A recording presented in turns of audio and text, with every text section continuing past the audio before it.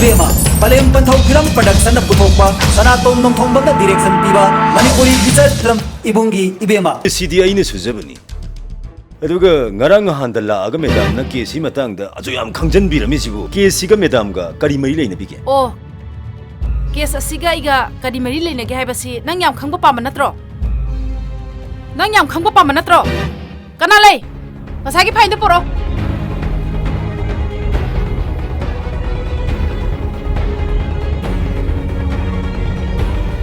nang yam khangning dai se nang gi suspend order ni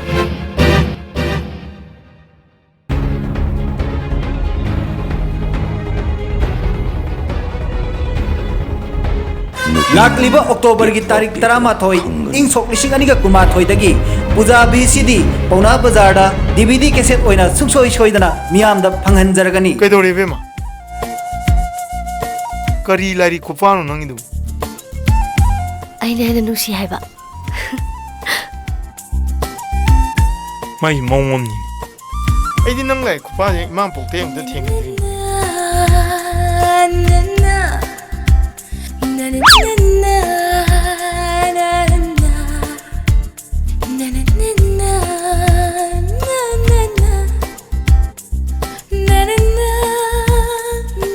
Ai ai ji tab jana ti ai ji chonu zu ro ke no do kai no ne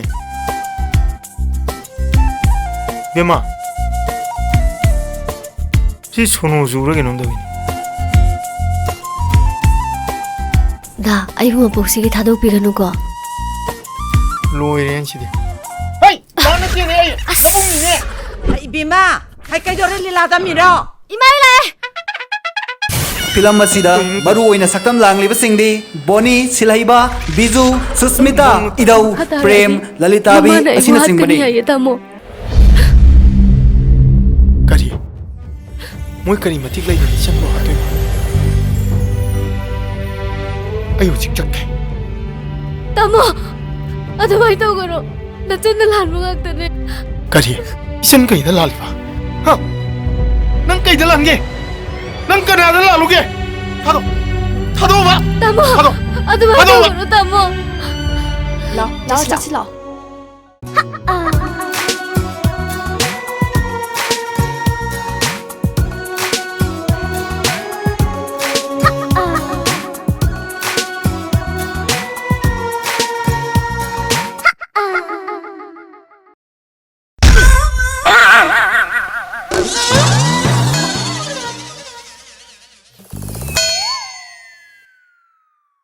마남 시비 아이 그이 놈 더블 파스비야 그대로게 파스비야 ayo manam yang kalla jalo manam ni de inam ne haining de 그대로게 파스비야 oh nangla special contractor mi pai ba haido माने madam nangi na seduna nupi maza dubu selectringai gi mamangda nongma fast food amada kaubiraga yamna thina ngangbiduna hatkani haiba hai phabu sizina ki hai madam का अखोई इसे होइदी अदुम मी नते याम चमजबा इचम चमना हिंजबा मीनी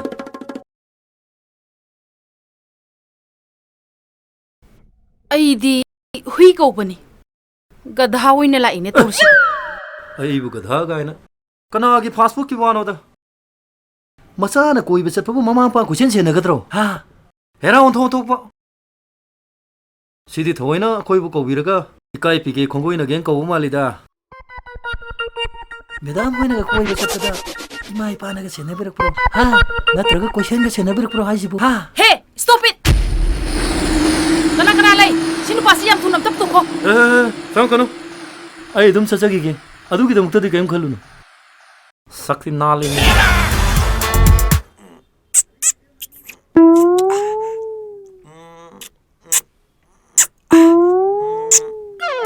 Lakliba October ki tarik Taramathoi ing sok lising aniga kumathoi dagi Puja BCD Pauna Bazar da DVD cassette oina suksoi soidana miyam da phanghanjaragani torkano haina deba torkano kaino nang de do haina deba torkano tamo haina deba torkano tamo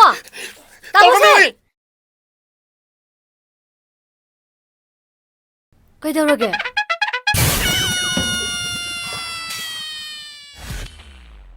ꯀꯩꯗꯧꯔꯒꯦ ꯍꯥꯏꯕ ꯃꯪ ꯑꯣꯏꯔ ꯃꯥꯜꯂꯦ ꯑꯁ ꯂꯣꯏꯔꯦꯍꯦ ꯃꯪ ꯈꯨꯃꯪꯒꯗꯤꯕ ꯑꯩꯗꯤ ꯁꯥꯔꯩꯒ ꯍꯧꯔꯕꯣꯏ ꯅꯤꯡꯉꯨꯔꯦꯕ ꯐꯝ ꯑꯝꯇ ꯈꯪꯗ꯭ꯔꯦ ꯋꯥꯊꯤ ꯋꯥꯔꯦꯝ ꯐꯤꯐꯥ ꯐꯤꯐꯥ ꯅꯣꯏ ꯆꯀꯠ ꯇꯥꯅꯕ ꯑꯩꯁꯤ ꯐꯝꯃꯤꯔꯣ ꯌꯥꯔꯦ ꯌꯧꯔꯣ ꯁꯥꯔꯣ ꯏꯃꯨꯡꯗ ꯊꯣꯛꯑꯗꯤ ꯁꯥꯔꯅ ꯍꯥꯏꯕꯤꯔꯤꯁꯦ ꯌꯥꯒꯗ꯭ꯔꯣ ꯅꯪꯒꯤꯁꯤ ꯆꯩ ꯐꯖꯅ ꯅꯤꯔꯦ ꯅꯪ ꯆꯩ ꯅꯤꯔꯦ ꯑꯩ ꯀꯅꯥ ꯂꯩ ꯐꯥꯖꯜꯂꯣ ꯐꯖꯅ ꯂꯩꯁꯤ ꯐꯥꯖꯜꯂꯣ ꯅꯪ ꯉꯁꯤ ꯁꯤꯅꯤꯁꯦ ꯁꯥꯔ ꯑꯩꯕꯨ ꯐꯥꯕꯤꯒꯅꯨ ꯁꯥꯔ ꯁꯥꯔ ꯑꯩꯕꯨ ꯐꯥꯕꯤꯒꯅꯨ ꯁꯥꯔ ꯍꯣꯏꯒꯤ ꯑꯆꯨꯝꯕꯗꯣ ꯄꯥꯡꯊꯣꯛꯄꯤꯌꯣ ꯅꯣꯏ ꯁꯦꯟ ꯀꯌꯥꯝ ꯆꯥꯒꯦ ꯑꯩꯕꯨ ꯍꯜꯂꯣ ꯑꯩꯕꯨ ꯍꯜꯂꯣ ꯁꯤ ꯄꯥꯏꯗ ꯑꯗꯨꯝ ꯄꯥꯒꯤꯗꯤ ꯍꯥꯏꯗꯗꯅ ꯃꯤꯒꯤ ꯇꯨꯝꯕ ꯍꯧꯒꯠꯄ ꯑꯗꯨꯝ ꯄꯥꯅ ꯂꯩꯗꯨꯕꯨ ꯀꯩꯒꯤꯅꯣ ꯑꯩꯁꯦ ꯉꯁꯥꯏꯅꯅꯦ ꯏꯃꯥ ꯄꯥꯕꯨꯡ ꯍꯧꯒꯠꯇ꯭ꯔꯤꯉꯩꯗꯅꯦ ꯍꯧꯒꯠꯇꯅ ꯏꯔꯨ ꯃꯥꯏꯊꯗꯅ ꯃꯥꯏ ꯃꯤ ꯇꯥꯊꯣꯛꯇꯅ ꯄꯥꯕꯨꯡꯒꯤ ꯆꯥꯒꯗꯣ ꯂꯣꯟ ꯂꯣꯏꯔꯒꯅꯦ ꯐ꯭ꯂꯥꯁꯇ ꯍꯥꯜꯂꯒ ꯊꯝꯃꯝꯕꯅꯦ ꯉꯟꯃꯜꯂꯦꯅ ꯉꯥꯏꯍꯥꯛ ꯁꯨꯝ ꯎꯏꯊꯔꯨꯕꯩ ꯋꯥꯅꯤ ꯈꯪꯗꯤ ꯈꯪꯗꯅ ꯃꯥꯅ ꯄꯪꯉꯥꯡ ꯉꯥꯡꯉꯦꯕ ꯀꯌꯥꯗ ꯃꯥꯅ ꯉꯥꯡꯉꯤꯅꯣ ꯅꯪ ꯅꯃꯥ ꯊꯣꯔꯛꯁꯤꯅ ꯅꯪ ꯈꯪꯅꯤ ꯅꯪ ꯑꯗꯣ ꯄꯥꯕꯨꯡ ꯑꯩ ꯍꯌꯦꯡ ꯌꯨꯝ ꯄꯥꯜꯂꯒ ꯅꯨꯃꯤꯠ ꯅꯤꯅꯤꯗꯗꯤ ꯏꯄꯥꯝꯗ ꯁꯨꯡꯍꯟ ꯍꯜꯂꯛꯑꯣꯏꯌꯦ ꯅꯨꯡꯁꯤꯕ ꯃꯥꯒꯤ ꯃꯇꯨꯡ ꯀꯨꯏꯅ ꯏꯟꯅꯔꯒ ꯑꯗꯨꯝ ꯂꯩꯗꯣꯏꯅꯦ ꯑꯗꯣ ꯄꯥꯕꯨꯡ ꯑꯋꯨꯟꯄꯣꯠꯇꯤ ꯈꯔ ꯌꯥꯝ ꯍꯥꯞꯄꯤꯌꯨꯀꯣ ꯅꯪ ꯃꯇꯣꯟꯖꯔ ꯅꯪ ꯃꯁꯤ ꯍꯥꯟꯅꯒꯗꯣ ꯃꯁꯦ ꯏꯟꯖꯥꯡꯁꯨ ꯂꯩꯍꯧꯗꯦ ꯑꯁ ꯑꯩꯅ ꯍꯌꯦꯡ ꯂꯩꯔꯒ ꯁꯨꯃꯥꯏꯅ ꯇꯧꯔꯗꯤ ꯀꯩꯗꯧꯅꯤ ꯍꯩꯁ ꯀꯩꯅꯣꯝ ꯂꯩꯔꯦ ꯅꯃꯧꯅꯦ ꯁꯨꯃꯥꯏꯅ ꯇꯧꯔꯁꯨꯅꯦ ꯀꯩꯝꯇ ꯍꯥꯏꯖꯔꯣꯏ ꯅꯃꯧꯗꯤꯅꯦ ꯍꯌꯦꯡ ꯆꯥꯛꯀ ꯆꯥꯕ ꯐꯪꯗ꯭ꯔꯁꯨꯅꯦ ꯇꯨ ꯁꯨꯃꯥꯡ ꯀꯩꯀ ꯆꯦꯟꯊꯣꯛꯑꯒꯅꯦ ꯑꯋꯥꯡꯂꯣꯝꯗ ꯑꯃꯨꯛ ꯑꯣꯟ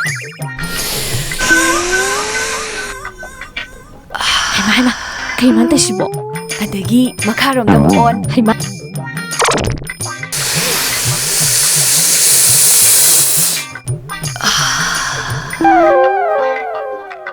이마 수마이나 푹 탈란도이바 시대 푹 탄드라가나네 세 수마이나네 마닝롬다 무온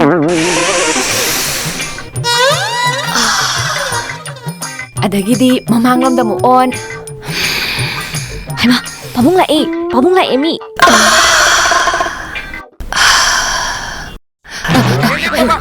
ꯑꯩꯕꯨ ꯐꯠꯇꯦ ꯍꯥꯏꯒꯅꯨꯍꯦ ꯅꯪ ꯑꯩꯈꯣꯏ ꯄꯥꯕꯨꯡ ꯒꯨꯠ ꯄꯥꯕꯨꯡ ꯍꯥꯎꯅꯦ ꯑꯩꯈꯣꯏ ꯃꯥꯅꯅꯦ ꯁꯅꯥꯇꯣꯝꯕꯤꯕꯨ ꯐꯥꯁ ꯐꯨꯗ ꯃꯅꯨꯡꯗꯅꯦ ꯊꯤꯅ ꯉꯥꯡꯈ꯭ꯔꯕꯅꯦꯕ ꯑꯩꯅ ꯐꯣꯟ ꯇꯧꯕꯗꯁꯨꯅꯦ ꯁꯅꯥꯇꯣꯝꯕꯤꯗꯨ ꯔꯤꯁꯤꯞ ꯇꯧ ꯁꯨꯡꯌꯥ ꯌꯥꯗ꯭ꯔꯦꯕ ꯑꯩꯈꯣꯏ ꯃꯥꯁꯤꯅꯅꯦ ꯃꯤꯒꯤ ꯅꯨꯡꯁꯤꯅꯕ ꯊꯨꯒꯥꯏꯔꯤꯕ ꯅꯃꯥꯅ ꯅꯪꯒꯤ ꯅꯨꯡꯁꯤꯅꯕ ꯊꯨꯒꯥꯏꯔꯤꯕ ꯐꯥꯁ ꯐꯨꯗ ꯃꯅꯨꯡꯗ ꯉꯥꯡꯉꯤꯕ ꯄꯨꯝꯅꯃꯛꯁꯦ ꯅ ꯑꯄꯥ ꯑꯩꯉꯣꯟꯗ ꯋꯥꯀꯠꯂꯤꯕꯅꯤꯅꯦ ꯅꯄꯥꯁꯦ ꯅꯪꯒꯤ ꯅꯃꯥꯟꯅꯕꯅꯤꯅ ꯅꯪꯒꯤ ꯀꯣꯏꯅꯔꯤꯕ ꯅꯨꯄꯤꯗꯨꯒꯤ ꯃꯌꯨꯝꯗ ꯆꯠꯂꯒ ꯍꯥꯏꯅꯔꯨꯁꯨ ꯍꯥꯏꯔꯤꯕ꯭ꯔꯣ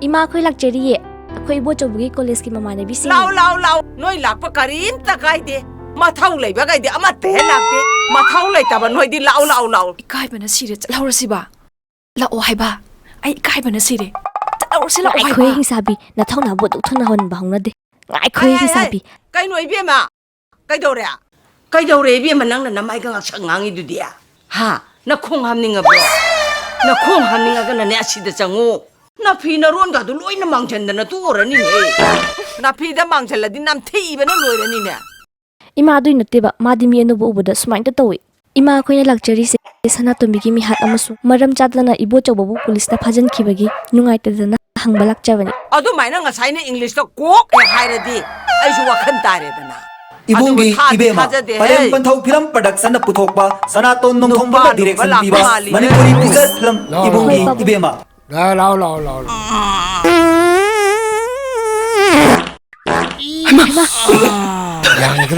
양해 양이니 양해 뭐 सनातोम्बी सिदैदी नंग आई लुहोंबा कुइद्रेको ꯑꯗꯨꯃꯥꯏꯅ ꯍꯥꯏꯇꯥꯔꯤꯌꯦ ꯑꯗꯨ ꯀꯩꯗꯧꯔꯒꯦ अदो अंगांग क्या पोक्सीगे हौजिक ताना हौसेबा ꯌꯥꯏ ꯑꯗꯨꯁꯨ ꯍꯧꯖꯤꯛꯇꯒꯤ ꯇꯥꯟꯅꯊꯣꯛꯑꯣꯕ ꯑꯗꯣ ꯗꯥꯅ ꯀꯌꯥ ꯄꯣꯛꯅꯤꯡꯉꯤꯅꯣ ꯑꯩꯗꯤ ꯑꯉꯥꯡꯁꯤꯡ ꯉꯝꯃꯤꯉꯩ ꯄꯣꯛꯁꯤ ꯁꯤꯗ ꯂꯩ ꯃꯔꯝꯗꯤ ꯑꯩꯈꯣꯏꯁꯤ ꯃꯥꯏꯅꯣꯔꯤꯇꯤ ꯇꯥꯏꯗꯅ ꯑꯗꯨꯅ ꯀꯟꯗꯕꯁꯨ ꯌꯥꯝ ꯌꯥꯗꯕ ꯑꯁ ꯗꯥꯒꯤꯗꯨꯗꯤ ꯑꯃꯨꯛꯇ ꯑꯍꯨꯝꯒ ꯄꯥꯏꯕꯣꯛ ꯄꯣꯛꯑꯗꯤ ꯌꯥꯝ ꯍꯔꯥꯎꯕꯩ ꯋꯥꯅꯤꯅꯦ Mane mane. Tumaina amukta angang omom po ba? Ama, ani, ahum, mari. Mari agta din na darsal amma. Maduyay.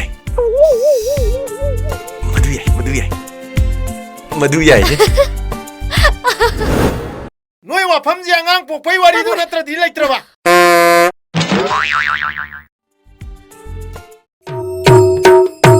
Masigi sumangsida aina bor oina koyan achauba ma uppaga fajana khilla phammaga aikoi sana tomina kunru pare pairga ai naksamsida huani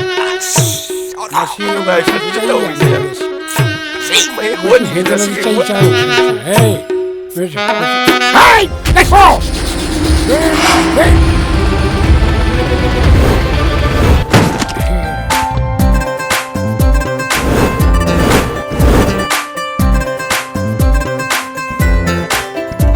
Kayno si nupasina? Ngawar zalo. Lauge. Hey nupa, red rose tipire. Ado kenta hairoidro. Kuhai bokti. Kariba? Haige. Ado de hairo dana sasad. Hojibo kay dawrige. Angwa. Angwa bo. Angwa. Nante, nungsiba si away na bro. Lajin biya, away si kangro na. Khangdiye, ngasina ahanba ni. Akoina asang kuina nupa ko reise. Awa haiba wahi amuko tadriye. Hey nupa, nang si kay maron no. Naron jumo, natradi ne, si kangbra. Ginjaja ni na. Riri.